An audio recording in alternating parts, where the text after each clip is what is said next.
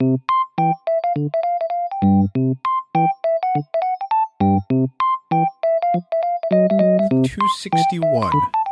Inception. You mustn't be afraid to dream a little bigger, darling. I'm Ariel Rada. And I'm Andy Bowman.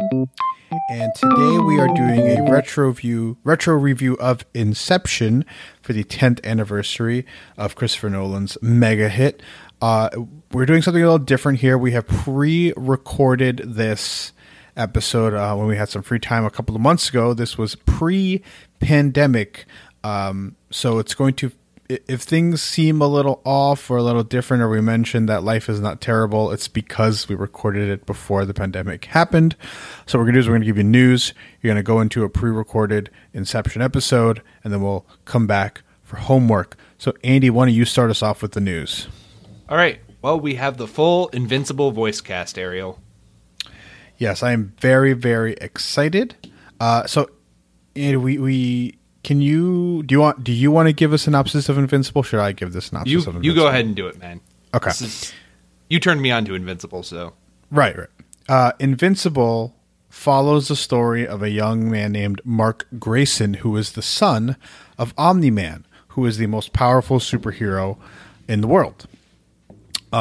Invincible follows Mark as he kind of buds into his own superhero career, and kind of learns the ins and outs of that industry. It is written by Robert Kirkman, who you might recognize from the Walking Dead series, is the writer of that series.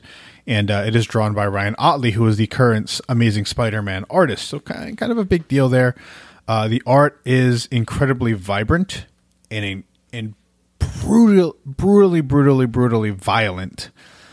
The comic has a reputation for kind of being incredibly self-aware and almost a commentary of the superhero genre. It is my favorite superhero comic of all time. And we are getting an Amazon animated 8-episode miniseries whenever it is that things go back to normal. So, Andy, why don't you give us a couple of names for the Invincible show coming up? All right. We've got Zazie Beetz as Amber Bennett. Or do you want to go ahead and go to the top of the line, Ariel? The one we've mentioned every time we've mentioned the series. Yeah. Well, so let's go with the ones that we have mentioned before that we know for sure are happening, and then we'll get into the recently announced characters. All right. Well, we have Steven Yeun, amazing Steven Yeun as Invincible himself. Not only is Steven Yeun playing Invincible, who's Korean American, Sandra Oh is playing Mark Grayson's mother, and so I'm hoping that we get a Korean American, both his mother and main character. Right. Then we have J.K. Simmons as Invincible's father, Omni-Man. Yeah, Omni-Man, if you want to know what Omni-Man looks like, he's basically Tom Selleck. Yeah, and so J.K. Simmons is the perfect guy to cast either in 20 years ago, J.K. Simmons, in a live-action role or in a voice role. This is perfect. Yeah, I agree. After that, though, we do have Zazie Beetz, who people probably remember from Deadpool as Domino. She's playing Amber Bennett, the main love interest.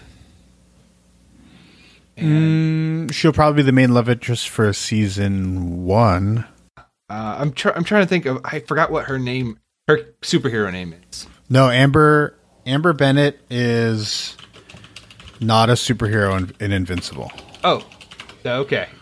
Yes, that's right. That's right.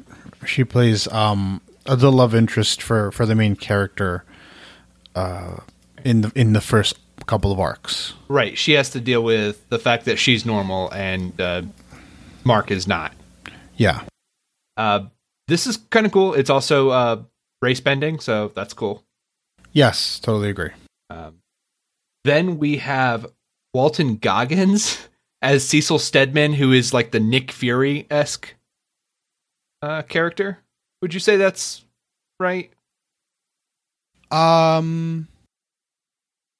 I think he's a little bit Nick Fury, and he's a little bit. Yeah, I guess Nick Fury's the best comp. He is more like Nick Fury. I think they definitely try to play as like a hero. Yeah, Cecil is more just the administrator. Cecil Stedman is more right. He's an administrator. He works for the U.S. government, and he is a more realistic version of what Nick Fury would look like. Yeah. We also have amazing voice acting talent Kevin Michael Richardson as the Mueller twins. Where would we see Kevin Michael Richardson? Well, see him is right. Is I don't think you'd ever really see him, but I'm pulling up his IMDb because he's one of those. He's one of those voice actors that you just know. Right. So for me, if you were to watch Gravity Falls, he's the sheriff. So that is one aspect. He's in the Cleveland Show. He's Captain Gantu in Lilo and Stitch. Yeah, that deep bass. Yeah. Yeah, he's like a 6 foot tall, like bald black man. He's exactly what you think he looks like when you hear his voice. Yeah. He plays a lot of villains typically. In the 2004 animated series, The Batman, he was Joker. Mm-hmm. You know, he just has this booming voice and this presence. He is great. He also played Martian Manhunter in Young Justice. Okay. Yeah, this is cool. He was also Trigon in Teen Titans. Yeah, right? very recognizable. Super recognizable. We have Mark Hamill, who plays Art. Art is the person who designs and creates superhero costumes. Yeah. We've got Gillian Jacobs, I always forget, playing Adam Eve. Yeah, she is a superhero in the version of Teen Titans in this. This one is interesting, though, Andy. Jason Mantzoukas will be playing Rexplode. Rexplode is a character very similar in power set to Gambit. But that is not one I would have guessed. It kind of works, though. The super cocky, very friendly attitude. Mantzoukas is super weird because people will probably know him best from Parks and Rec, where he plays the perfume mogul. Right, the perfume mogul. You also may recognize him from John Wick 3, where he plays the homeless man who saves John Wick's life at the end of the movie. Spoiler alert. In Brooklyn Nine-Nine, where he plays the undercover cop who, gets a little, goes a little insane from being undercover for so long. Adrian Pimento, yeah. Of the names here, I think the last one that seems really big is Seth Rogen playing Alan the Alien. This is kind of perfect. Yeah. I don't want to give away who Alan the Alien is, but this does seem to be an incredible voice acting cast. Mae Whitman is also in the cast. I'm not sure what she is. It's hard to track down who everyone is in the voice cast. So I'm really excited. Okay, Mae Whitman is they haven't said it yet. We have Zachary Quinto, though, wasn't on that list, as a robot, who is a robot. Yeah. He's Spock. He's playing Spock again. That's what he's doing. Yeah, if you're familiar with the Justice League, he's almost this, or Avengers, like a Vision / Martian Manhunter type stoic hero. So that is Robot. I'm very excited for this, Andy. I'm not sure when this will finally come out, but now it's encouraging to see news of it come out. It says it was supposed to premiere in Amazon Prime this year. So yeah, it still might. The The other one that's kind of a big name, we got Carrie Payton. I'm not certain who he's going to be playing, but every single person here who listening to my beautiful voice knows Carrie Payton as playing Cyborg on Teen Titans. Oh, he's playing Black Samson, who is one of the members of their Justice League. Okay, yes. Perfectly makes sense, but he is Cyborg. Like this, I could never imagine another Cyborg. Yeah, booyah. Other news we have here, The Legend of Korra is coming to Netflix on August 14th. So shortly, just a couple months after Avatar The Last Airbender comes out, we have its successor, The Legend of Korra. Andy, what are your quick thoughts on Legend of Korra? Typically not as good as Avatar The Last Airbender, but there is one season that is just as good as any season of Avatar. That's season 3. Season 2 is just a huge, incredible slog. Yeah, I ended up dropping it after season 2. It was really bad. It was not good. I found season 1 to be okay, but I ended up just not continuing. I really have no interest in it, weirdly enough. Other news we have, Tenet has been delayed indefinitely. This is a surprise to no one. Apparently, it is still moving forward internationally at the end of August, but the United States is such a garbage show, that that we can't get ourselves together to be able to go to the movies. Yep, but don't worry, kids, you'll be in school in a few months. Our last piece of news here. Neil Gaiman has written 11 episodes for the upcoming Sandman show on Netflix. Yes, that is correct. That is what's being reported. I don't know if that is correct. It is what is being reported to us. Sure. Yeah, interesting there for Neil Gaiman. Sandman definitely needs to be rewritten to be able to become a TV show. It does not work in its current iteration. It would not make a cohesive television show as it exists. Would you disagree with that? Oh, absolutely agree. This is such an ethereal show that has almost no logic to its. I mean, it does have a logic, but it's almost dreamlike when you're reading it, right? Yeah, and it is so scattered that you'd have to really cut so much out and rearrange things to be able to put together a coherent storyline. Right, and this is the next big thing, actually, is that the Netflix version is going to begin in 2021, chronologically, which means that the main character has been in prison for 105 years rather than 70 years. This is it's the kind of thing that adaptations have a bit of a problem with, right? You can't have Captain America be a World War II soldier anymore and live and be active in our present day. Well, I guess you can, but you know what I mean? Like Tony Stark can't be in Vietnam. Right, that's the concern. You can't have Frank Castle be a Vietnam War vet. Right. Anymore. He'd have to be an Iraq or Afghanistan war vet. Right. So Neil Gaiman is saying that he's doing this to the characters. He's creating the characters as they would react in the 2021 world and not the 1990s world. Yeah, it is tough. I'm curious as to what's going to happen, right? In a lot of ways, this is an entirely different show.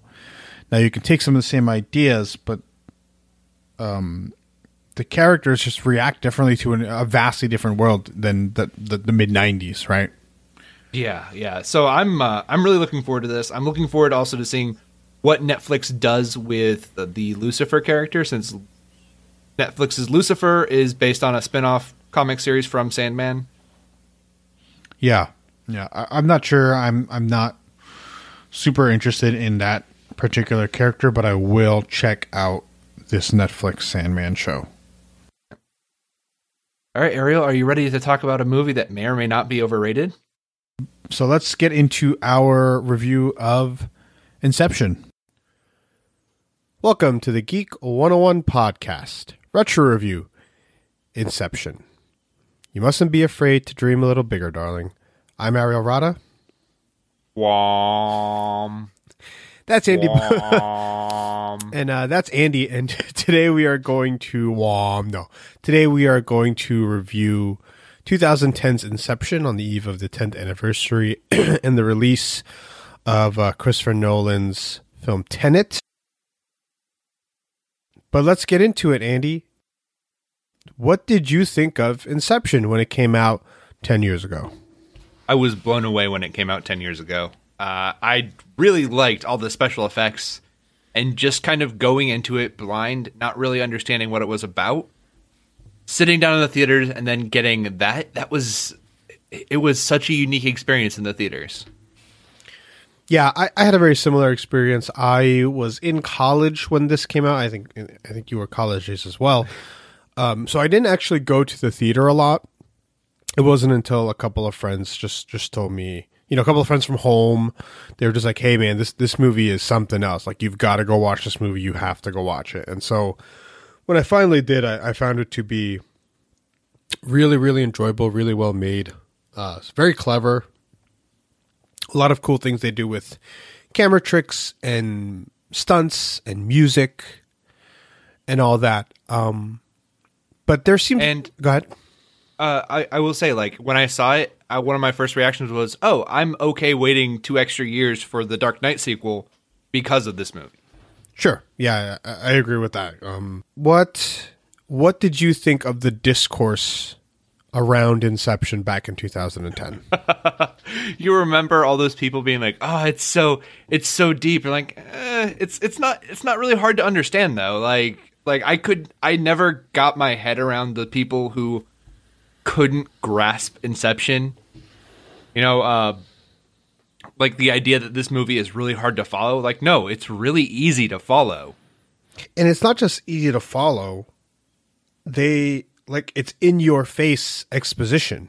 Yeah, like all throughout the film. Like Christopher Nolan probably got tons of studio notes trying to make it easier, right? Like make it better for this person to understand, and it almost treats you like a baby. Like I just could not understand why people had trouble like comprehending it.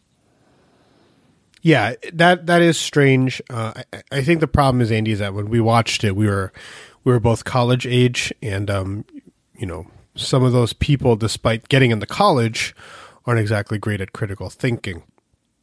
I think that there are many questions to ask about this movie, and people were not asking the right questions coming out of the film. You mean all those think pieces on whether or not Cobb was in a dream all along? Those weren't the right questions, Ariel? No, absolutely not. It is ridiculous. The spinning top, right? It's not about that. Did a lot of people found the levels confusing? And if you're listening to this and you find the levels confusing, I guess we can break it down here, right? Yeah, we can definitely do that really easily. Basically, there are two people that you need in every, let's call it, I don't know, with every dream device. You need the dreamer, right, who is the architect, right? The dreamer, in his mind, has built up the place. We have no idea how it works. I don't think we need to know how it works. Would you agree with that, Andy? Right. This is one of those cases where the technology is basically magic, and that's okay. Right. We don't know how they populate these architectural designs, but they do. And then you have the subject, right? So there's the dreamer and there's the subject. They plug the subject into the dreamer, and you are in the subject's subconscious, and the subject populates people and things into the architect's dream. It's a shared. It's very clearly, they say it multiple times. It is a shared dream. We're not told explicitly how that works, but I think the film does a good enough job telling you that this is what happens. You don't need to know the how. It's really not important. Yeah. And within this shared dreamscape, you can actually go into a dream within that where you again get a dreamer and an architect and you do the same thing. Right. So you, whoever the architect is, understands what the machine is, how it works, and you can, like you said, Andy, go further into another level. From our understanding and from the rules that have been set up in the film, there are only 3 levels you can get to before you reach a place called Limbo. We'll get into Limbo later. The rules of Limbo are not the same as the rules of the rest of the dream world. Hey, Ariel, do you remember the scene where he's talking with Tom Hardy? He's like, oh, what, you want to go, or maybe it's the chemist. You want to go 2 levels down? No, 3. Yeah, it's like we're supposed to know. Right, and you could almost hear the musical sting with the 3, like, dun, dun, dun. Yeah, it is strange.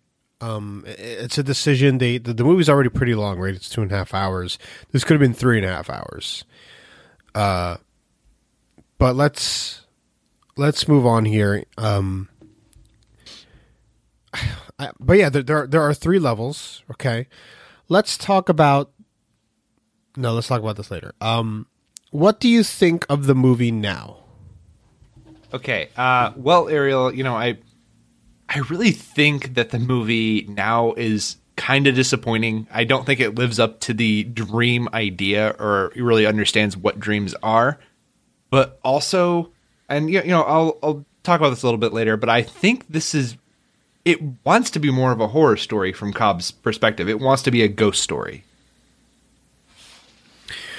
Yeah. The Mal is haunting him figuratively and quite literally in the dream world. Right. And the thing is with Cobb and Leonardo DiCaprio's character, he can no longer function as what he does because he's being haunted by a past lover, because that person has now become such a part of him that anything he brings that is of himself into this world is tainted by Mal, is tainted by her memory. And that's really cool. That's a great theme. I love that idea. Maybe Christopher Nolan had some problems with a relationship at some point. He very clearly does, and he has a problem with women. Apparently, if you look back at his films and his treatment of women, it's not great. Right. But I like that theme, and I think that theme is way more interesting than what we got, which is a very beautiful looking very beautiful action film with kind of a chip on its shoulder about how smart it thinks it is. Yeah, that is the concern with the movie, or one of the concerns with the movie, is that either the movie thinks it's really smart or people think it's much, much smarter than it actually is. Yeah. Ariel, did you ever see the South Park making fun of that? No. They just keep going, okay, we got to go another level deeper. Okay, but going deeper doesn't make it better or smarter. Like, no, it is. You just don't understand it. You just don't understand. Yeah, it is. That is, I think, the reception of it. I don't know if that's the reality of the film or what the film truly thinks. I think they needed to maybe spell this particular fact out more. I think going 3 levels deep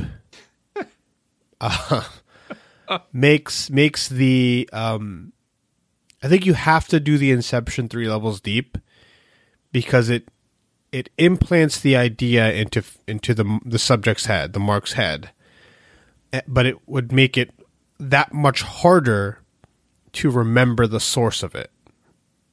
Well, Ariel, yeah, but we were told that a subject always knows the genesis of the idea.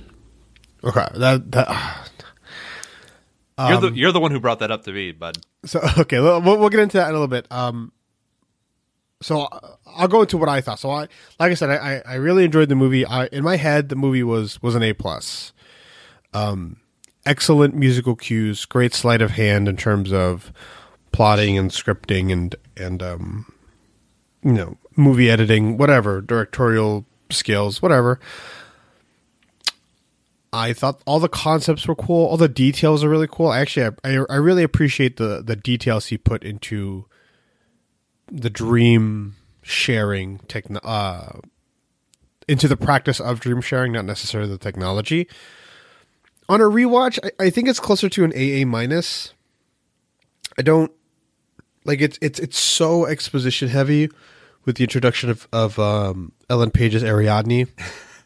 And it needs to be, because it's so, there are so many things that the audience needs to know for us to suspend our disbelief, because it's such a strange thing, and they are establishing that these dreams or these shared dreams are not like our real dreams. Like how often, Andy, do you have a dream that you remember that is just normal, right? Where everything happens like a normal situation. Most of mine and many people's dreams, something crazy or fantastical or anxious or unrealistic happens. You're naked in front of the classroom. One time I had a dream that I like got up out of bed and started like moving into another house. Or one time I had a dream that, and it was, whatever. They had to establish this. They had to establish the details to get the audience on board. I think they do a good job of it, but Jurassic Park did it in 5 minutes. And this has to do it at every single point in the movie. And it treats everyone in the movie like they're a child learning a new skill. Not just Ariadne, because that's the audience. The audience has to be taught this, and that's why I think we mentioned this off air. It would have been better if this was a TV series, because you can mitigate that, and instead of floodgating all of your information, you're letting it out in little pieces. I think. Go ahead. Yeah, well, that's like you said, like the chemist treats Leo like he does not know about dreams, and he has to explain why. The situation about the dreams, and then Saito is in as almost another character to explain things to. Right. Yeah. It is frustrating, especially, but only on rewatch. And I think rewatchability is an important aspect of a film. There's a lot of other things that I liked and disliked about it. I no longer think it's like perfect.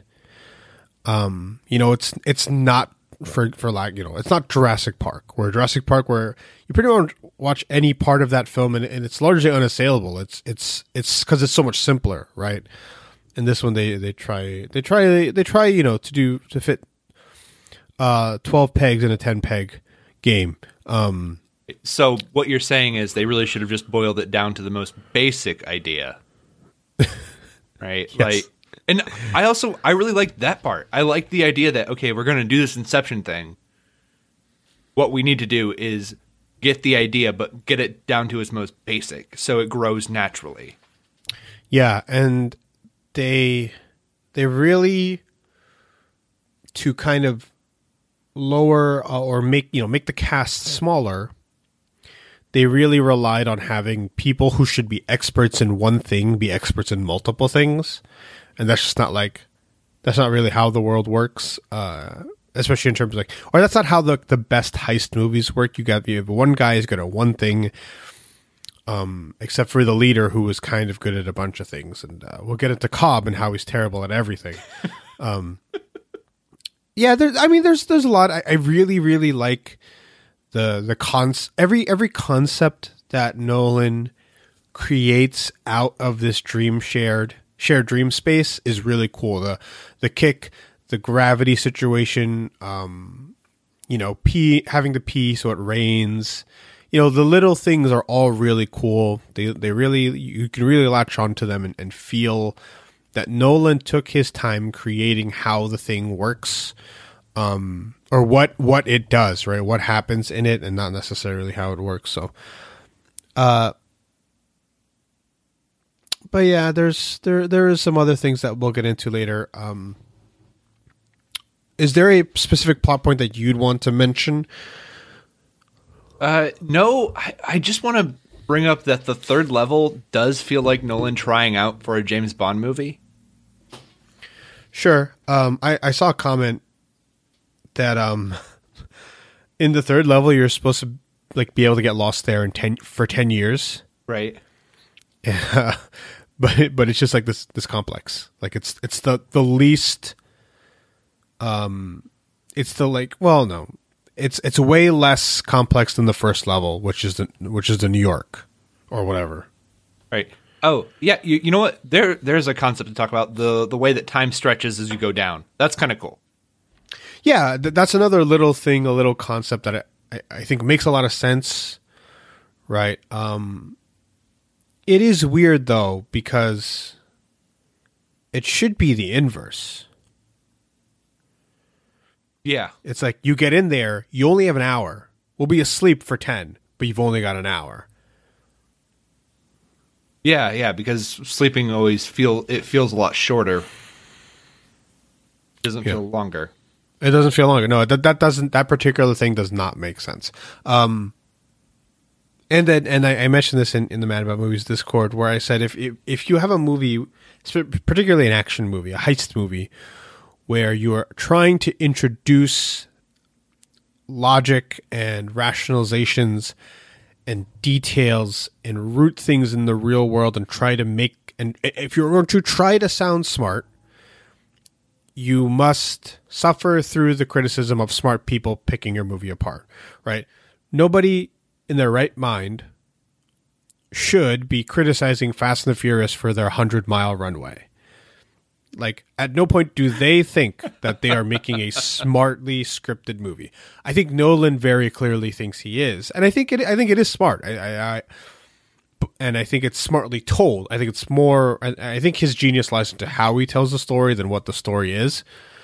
But yeah, logically, I know we're told it works this way, but if they want to add details to justify this, and this, I was like, well, the technology really should work this way. And we'll get into that. We'll get into that later when we reference Limbo. Yeah. So let's just continue on this conversation, Ariel. Let's go down the list of questions we have. Okay, so here's the big one. How in the world does Limbo work?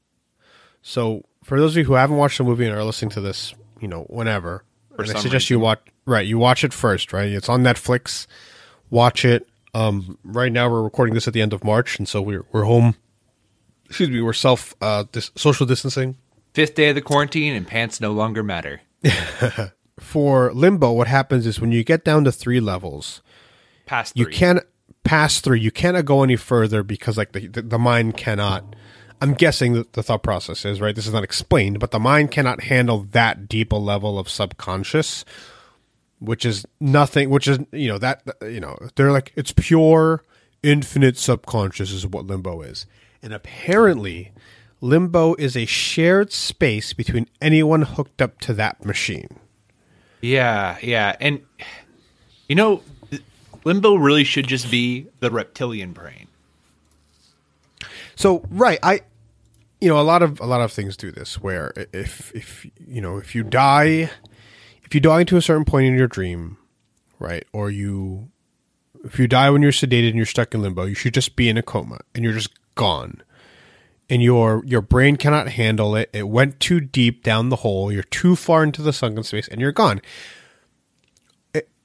Logically, according to the rules of Inception, right, in regards to things like the subconscious and architect, like why is it shores? Like why is it washing up on shore? It should be different for everyone because you're getting into their raw subconscious. It doesn't make sense for it to be a shared space.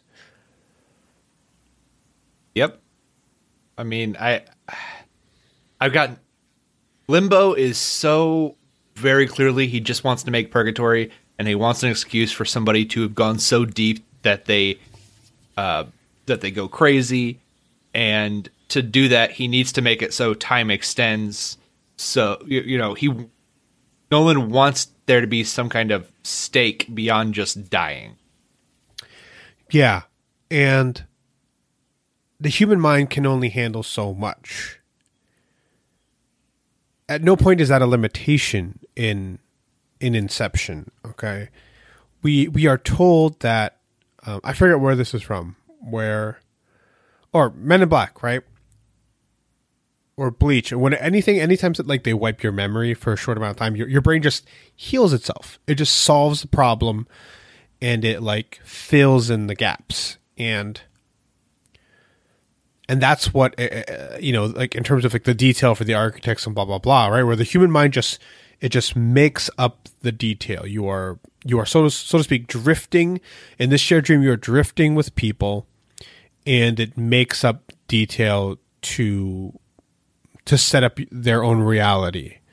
Right. And that's a great little thing to add about like, okay, well, how do they know where the stuff that they're stealing is? Well, you create a safe, and their brain just fills the safe with what needs to be protected.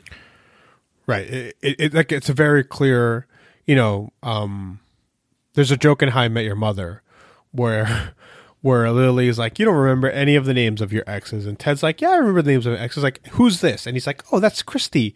She's like, no, you dumped her on Christmas, but good try, right? Your subconscious will make rationalizations and what's the phrase when you, to remember someone's name, you use mnemonic device? Yeah, mnemonic device. To set up your subconscious. Like those things exist, except like limbo, despite your magical machine, it really has no rational sense to it. With the explanations that they give, where it's like raw, unlimited subconscious, you're trapped in your own mind. And we've seen plenty of more logical things in regards to that. And eventually your mind is lost and you're trapped and you fall into, obliteration, but or you get gaslit by your husband. God, let's right. There is no way to describe how limbo works. Just imagining it as a purgatory that maybe you can come back from. Maybe. But so we are often, so let's get into what happens with limbo. We're talking, of course, about Cobb's wife Mal and how they both were stuck in limbo because they wanted to explore. I mean, they are both scientists, right? Whatever. Except they're not. He's an architect. I'll get into that later. Why doesn't Cobb just kill Mal in limbo to send her back a level? Ariel, that would be too easy. So he forces her to accept that the reality around her might not be real to get her out of limbo. But we know to just get her out of limbo and to get anyone out of limbo, whether it be Fisher or Saito or Cobb or Mal, you just kill him. Or Ariadne, who's also in limbo. We are told limbo is this inescapable place. And yet by the end of the film, we know for a fact through 1, 2, 3, 4, 5 examples that you just need to die in limbo to come back. Right. I mean, essentially what the idea or the horror is like, you're supposed to lose yourself to it. And then you don't have the wherewithal to kill yourself or to kill somebody else. But that's never really a thing. It's never really discussed, except for like the one time we see Saito and he's been there his entire life. But what? Yeah, and he's protecting himself from leaving limbo. But, I mean, Cobb's... why doesn't he just throw his wife off the roof of a building? It doesn't make any sense. He has... Well, so here's my theory. He wanted to see if Inception could work. He's like, you know what? I'm already down here. I might as well use a guinea pig. See, that would be cool, but it also would turn him into a sociopath, even though he kind of almost is at this point.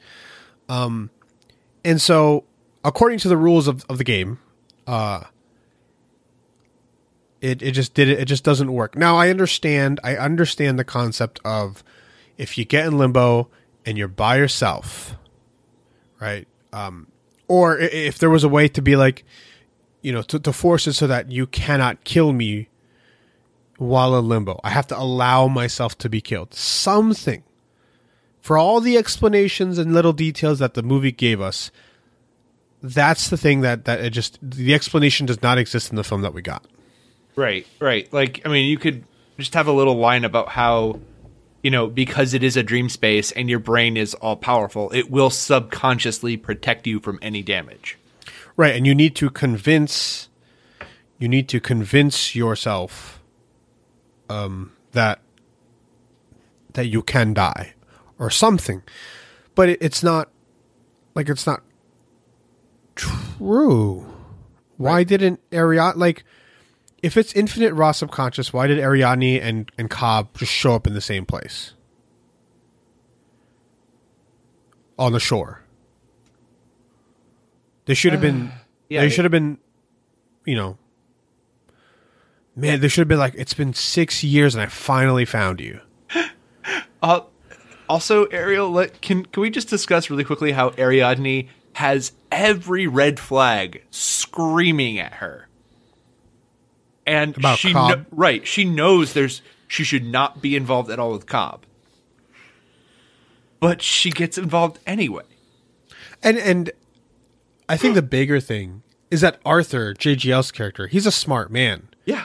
And he's figured it out already. No reason to do this. Right. He's already figured out the problem with Mal and Cobb and just doesn't care. Yeah. So, like it would be one thing if maybe Arthur and Cobb couldn't get back to their family or something, but for Cobb, he can go to America.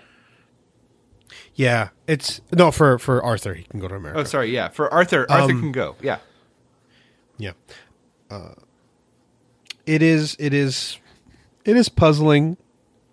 I think the film needed more character work for Cobb, more emotion for Cobb than I'm guilty.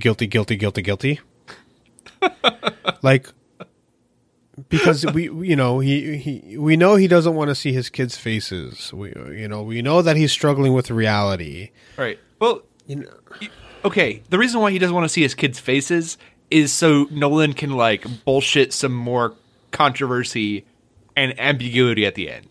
Oh, it's nonsense. He dresses the kids up in the same clothes. Yeah. And they haven't aged. Then, so let's talk about just how he gaslights Mal. He plants this idea, and it's a beautiful representation of this idea where he just spins her top. Right? And we already know that like having someone else touch your totem is like the most dangerous thing that can happen. Right. Then she basically tries to counter gaslight him. Right? When they're back in the real world, she's like, "Okay, fine. You know what? You need to trust me now. We both need to kill ourselves.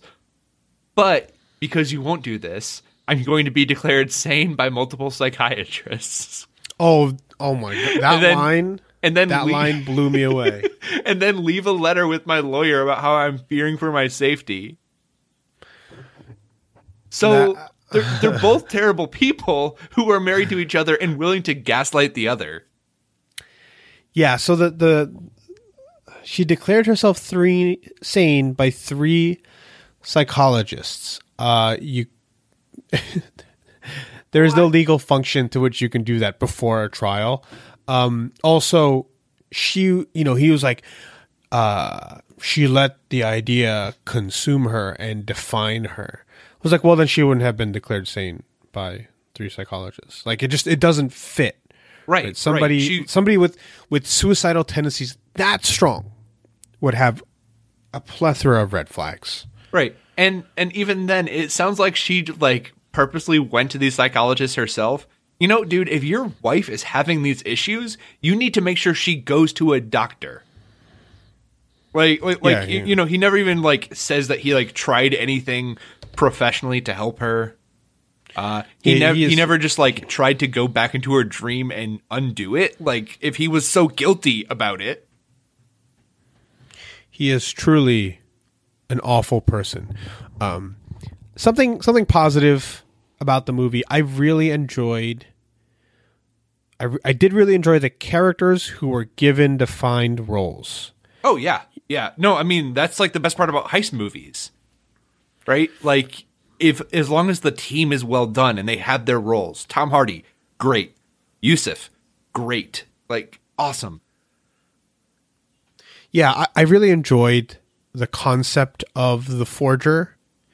I think they gave him a little too much to do, or gave him a little too much credit here or there. I like I said, so this ties into the point about Cobb.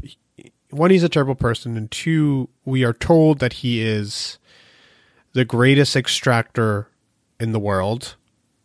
And then throughout the film, he proves that he is terrible at it and constantly gets in the way of everyone doing their job.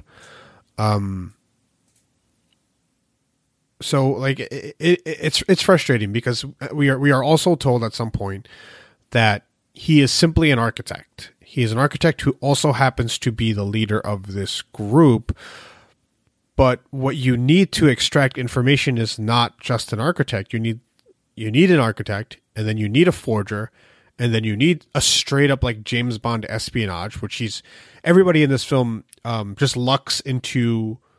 Like at no point do you see any semblance of skill. It's just luck in terms of disarming and shooting people. And then you need somebody with an expert in like human behavior, right? Like you need like the team of criminal minds for these heists, and not a forger, a chemist, Ariadne, and then just DiCaprio and Joseph Gordon-Levitt just doing everything else undefined. And that's the weak part of the heist crew. I do like Tom Hardy's role. I think that's the coolest and most defined role. Right. Also, so when Cobb first meets Ariadne, he's like, well, what I'm asking you to do is not strictly legal. She should run back to the dean of the school, be like, yo, my professor just tried to hook me up with a guy who wants to do something that's illegal. I think Michael Caine chose her because she'd be receptive to it. Probably, yeah. And it's kind of weird how it's never really, like, I never understood how it could be attached to a, like, oh, this thing is happening. It's a super secret technology, but it's still so applicable to college that you could just draw somebody who's specializing in psychology. No, in architecture. Oh, in architect. Yeah, yeah. Okay, Ariel, are you telling me because Michael Caine is an architect, but somehow he taught Cobb how to go through the human mind? Yeah, it doesn't make any sense. I mean, we're not told that he's like a psychology professor. I mean, we're not told that he's got a PhD in anything, that he's not some sort of genius. I mean, we're simply told that he's good at this and that he's the best architect, you know, or he's the best architect before Ariadne comes along, apparently. Is that you? Yes. Is that you frustratingly? Yes. Okay. This stupid movie. Okay. I'm calm, Ariel. I'm calm. I had just assumed incorrectly, apparently. Maybe I missed a line of dialogue that Michael Caine was just a super psychologist who came up with this technology. Okay, cool. No, so the technology was created by the military. Right. To test the other stuff, but like maybe Michael Caine had a role in that. I think it makes more sense that I mean, there's an easy fix, right? That, oh yeah, Dom was in the military. He was a military scientist. He was not the science side of it, but he was he was the psychology part of it. Right? That's the thing that makes sense. But alas, it's not. He's they're architects, and when you watch Indiana Jones, he is constantly trying to tell you and the bad guys, I'm just an archaeologist. I'm just an archaeologist. I'm just trying to find things. But then the movie constantly tells us that he's not just an archaeologist. He's like the greatest adventurer in the world. But Inception, they keep telling us Dom's a thief. Cobb. I don't want to call him Dom. Fast and Furious. Cobb is a thief. He's a professional thief. He's a thief. He's a thief. He's a thief. But in reality, the only thing he is exceptionally good at, from what we know, is being an architect. And being an asshole. Well, and a terrible human being, husband and father. Sorry. And being a hole. But yeah, it is strange. It doesn't, there's no subtlety in the film. It looks like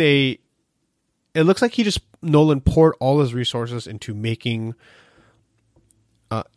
into giving little details about the dream stuff, into creating the stunts, and making the little details cool. He kind of just had to let some things go in regards to other details not regarding the dream technology. And, like I said, Nolan, in terms of his filmmaking style, he's a sleight of hand magician. He's an excellent one, and he's a showman. But if you were to sit in his workshop, you would not be amazed at how, he's not a wizard. He's a showman. He's sleight of hand. He makes you think about one thing when in reality, there is a magic trap door somewhere. Not as fascinating and not as fantastical as you think it is, right? This movie's not as smart as many people claim it is, but it's the execution of the ideas that make it work. But like I said, if you were to lay out all the magician's gear, all the magician's traps, and all the magician's blueprints, it would seem less fascinating. It would be less impressive. But when you see it and when he's trying to put on the show, it's impressive. It's good. And Nolan's a great filmmaker. But he is not an unassailable one. Yeah. Nolan has he has a lot of big swings that miss on specific things. I think overall most of his films are good, but he has parts that he just completely. He's not Edgar Wright. No, he's not, and he's not he's not Spielberg at Spielberg's finest. I do think Inception it's a great. He learned 3 lessons in the movies prior to Inception. He learned how to create an unreliable narrator and an unreliable timeline, right? With Memento. Right. He learned how to have twists and turns and how to relate movie magic to stage magic in The Prestige. And he learned how to give his main character an excellent voice in Batman Begins. But in the Batman series, I think he learns the value of action thriller heist films. Mm-hmm. And so he took those 3 things and he put them in this movie. I think there's a line in The Prestige that I think it's Michael Caine. He says it. He's like, you're trying to work it out, but you ultimately you want to be fooled. And I think that is a lesson from The Prestige, and that's a lesson from this one. The audience ultimately should want to be fooled into thinking this movie is, or not even just fooled. It's like he just doesn't want you to look at the things that he was not able to work out. Either he was unable to work it out logically, or he just couldn't put it in the film. And either way, I think he does a good enough job masking it. Yep. Okay, should we discuss how bad Cobb is as a parent? I mean, him and Mal are just They're down there for years, and at no point does Mal, no point does he just say like, "Oh, I miss my kids," or Cobb. And they're just like, "I just want to stay down here forever. I don't care about my kids." And it's like, guys, like you have kids. Like, if the kids are so important, Mal Cobb, you would not have stayed down there for the mental equivalent of 50 years. It's nonsense, and somebody who would not care about seeing their kids for 50 years would not come back to reality, and desire such a relationship with them. And I think there's a world that exists where Inception is a 10 episode, 15 episode, 30 episode Netflix series over a course of a couple seasons, where you explore the effect that limbo has on the human psyche. It'd be cool. Yeah. It'd be really cool. It'd be really cool also if, like at the end of a season, a character dies and that's how they discover that limbo is a thing. What do you mean? They die in Right. They die in a dream, and then maybe halfway through a season they die, and then at the end of the season they come back, and that's how they find out that limbo is even a thing. Right. Or, yeah, it'd be really cool if like one character dies while sedated, doesn't come back. They hook that body, like the body's alive, they hook it up to the machine and they go into that person's limbo. Things like that, where like somebody's like, no, I'm not dreaming. Like, what do you mean I'm dreaming? Right. And it's just like, that's cool. Clearly there wasn't enough time in the film to stretch out every idea that Nolan had. Right. But I think the limbo thing is a little frustrating. By the way, Chris, I know you're listening, and I'm really proud of you for going through all the bad things we said about you. But if you want us to write a Netflix series for Inception, Chris, we'll do it. Yeah, we will. We'll do it. I would do that. Yeah. Let's think here. Is this movie overrated, underrated, or properly rated?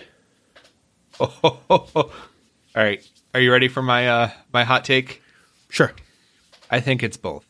I think with a certain group of people, this movie is despised as being, kind of like a pretend deep film. Yeah, pseudo-intellectual film. Right. And then for another group of people, this movie is overrated as being like, yeah, this is the greatest sci-fi movie ever. Yeah. I do not think it's that. I think there's a case to put it in the top 10. I think I did put it in the top 10 because there's so much cool stuff about it, and implanting little details to make the big ask work, right? In order for us to suspend our disbelief, you have to give us X amount of reasons why it's plausible. And I think Inception does that incredibly well. Right. Ariel, I recently made my top 10 or top 15 films of the 2010s. This movie did not make it up there, but MacGruber did. I think if I were to make a list without having rewatched Inception, it would have been higher than where I think it is now. Right, I definitely went lower on it. Right. Well, yeah, I think that this is not a top 10 sci-fi film, but it is like a top 12 sci-fi film. Yeah, it's close. It's very good. I think we've gone a little too negative. It's just all the praise is out there. There's no shortage of praise, and there's no shortage of questions. But I think we just wanted to hash it out a little. Right. And that's the other thing is there's also no shortage of criticism, but they always seem to really lean heavily to one side or the other without like tempering their opinions. Yeah, agreed. I think overall, especially by like film critics, I think it's properly rated. I think as a first time experience with like in the movie theater, I think it's excellent. Oh yeah, definitely. Yeah, the IMAX, the music, the staging, the framing, the stunts, the film's ability to get you to, look one way and, look at this hand, not this hand, all of that stuff. It's all great. And if you want on Rotten Tomatoes, Andy, have you been there recently? No. And looked at Inception? What do you think the score is? Inception's score, I think it's probably an 89. 87. 87. So I think, if you told me, eight people out of 10 really enjoyed this movie, like, I think that's a fair rating. And I know, it's an aggregate, but I think, I think a lot of people in a first watch and not fact checking it would probably think that number is much higher. Yeah. I mean, just from a spectacle point of view, this movie is like a 95. If it was just based on its spectacle, the visuals, it'd be so high. So I probably would have given it a 95 in first watch, probably an 85 now, 90-ish. I still think it's very good. I think it's an A, probably. Ariel, I actually think Inception might be the first Blu-ray I bought. Yeah, that sounds, the timeline sounds right there. Yeah. This definitely blew me away in the theater, especially watching it blind, like not really knowing anything about it. Mm-hmm. Oh, that made it so much better. Not even, just seeing the weird posters with the cityscape on its side. Yeah. And now we're going kind of through the same thing with Tenet, and I'm going to try to avoid watching any more trailers for it. Well, it's going to be much easier to avoid since we're not going to be in the movies for a while. Yeah. All right. Any last things we want to talk about for Inception before we sign off? I think Leonardo DiCaprio is an overrated actor. That's a hot take. I agree, though. I've never been captured by a performance of his. He does one thing. He does it well. And you know me, I think Oscars are overrated. And I'm kind of frustrated that he spent so much time trying to get one. When in reality, you're just putting different skins on the same animal, and you can very still easily tell, that this horse is a horse and it's not a unicorn. So, all right, let's get out of here, Andy. What would your final grade be for Inception? I think it's an A-. Okay. Yeah, I'm gonna give it an A. I think that a lot of the reception issues of Inception are not what Nolan was trying to do, but the audience projecting onto it. Yeah. I think he very clearly knew the limitations of his movie, which is why he framed it in the ways that he did. And that's always something that we, have to deal with, is the audience projecting what they want out of a piece of art. All right. We've wrapped up our review on Inception. We're here to give you some homework before we sign off. Andy, why don't you start us off? What's your homework for today? All right. So I have been doing this thing called playing a video game called Dark Souls. Dark Souls is known for being incredibly difficult, and I'm not making that my homework, but it's a thing I decided to do that I've always had on my my backlog, my periphery, to finally get through the first Dark Souls. And with all this free time we have, I've decided to start hammering away at that. So you probably have something you've been meaning to get around to, meaning to do. Start working on it. We're going to be in quarantine for a while, it looks like. Yeah, unfortunately. Andy, I did this. I ended up buying Fallout New Vegas. Ooh. So I've been playing that. It is incredibly vast. I played Fallout 3 back when it came out, and I sunk maybe 250 hours into it. And then decided that when New Vegas and Fallout 4 eventually came out, I was like, you know what? I'm good. I experienced that. So my homework this week is a book I just read. It's called Forest of Souls, and it's your very standard Western fantasy hero's journey type story, except it was written by an Asian woman, and it's with Asian terminology and characters and kind of an Asian lens through which it's viewed. And so I really like the notion that even the most tired of tropes, rom-coms, fantasy stories, heroes' journeys, whatever, even the most tired of tropes need to be created through non-white, straight male lenses, because they are entirely different stories. And so even though I didn't love the book, it still gave me some comfort to know that an Asian woman can come out here and tell this story, and it's exactly the type of story that she needed to hear back in 1996 or whatever, right? Back in 1973 when Star Wars came out, and all the bajillion clones of it. So that is my my suggestion for Of Souls. I want you to find, your kind of sub homework is to find a story trope that you love, but experience it through a different lens. And tweet at us that story trope and where you experienced it. Sure. Yeah, absolutely. At Geek 101 Podcast. But where else can people tweet us at Indie Online? You can tweet me on Twitter, of course, at Hebrews Pale Ale, or my other podcast at Monkey Backlog.